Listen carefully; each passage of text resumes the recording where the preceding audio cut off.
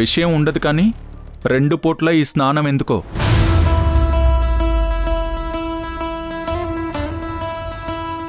మా నాన్న వెళ్ళకూడని చోట్లకి వెళ్ళినప్పుడు, చూడకూడనివి చూసినప్పుడు తలారా స్నానం చేస్తే ఆ దరిద్రం కూడా మన తలలో నుంచి పోతుందని చెప్పేవారు.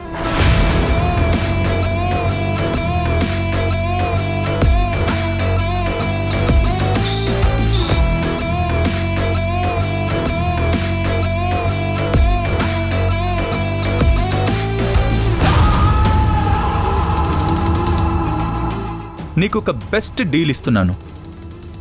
మొన్న మా అమ్మని ఇంప్రెస్ చేయడానికి భరణం ఇస్తాను అంటే ఫోజ్ కొడుతూ వద్దని చెప్పావు.